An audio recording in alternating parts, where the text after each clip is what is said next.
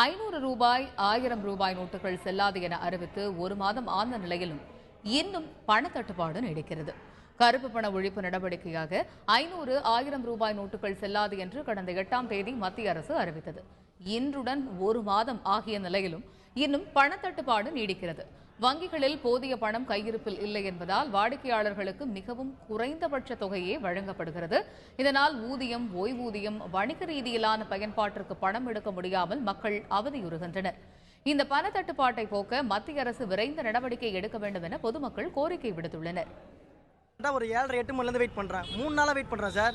இன்றைக்கி தான் டோக்கன் வாங்கி நான் காசு இப்போ தான் வாங்கிட்டு போகிறேன். நான் இந்த இஷ்யூ வந்து 3-4 நாள் கிட்டத்தட்ட டோக்கன் இஷ்யூ பண்ணி 150 டோக்கன் தான் இஷ்யூ பண்ணுறாங்க. நிற்கிற ஆள் வந்து 300 பேர் நிற்கிறாங்க. இங்கே 300 பேருக்கு 150 டோக்கன் கொடுத்தா மீது 150 பேர் ஃப்ரீயாக தான் போகிறாங்க. திருப்பி அத்தனை நாள் திருப்பி முன்னாடி வந்து நிற்க வேண்டியதாக இருக்குது. 39 டோக்கன் இது கூட கிடைக்குமா கிடைக்காதுன்னு புரியல. அதனால் வெகு விரைவில் ஒரு போர்க்கால நடவடிக்கை எடுத்து வங்கிகளுக்கு பணத்தை அனுப்பி கொடுக்கும்படி கேட்டுக்கொள்கிறேன்.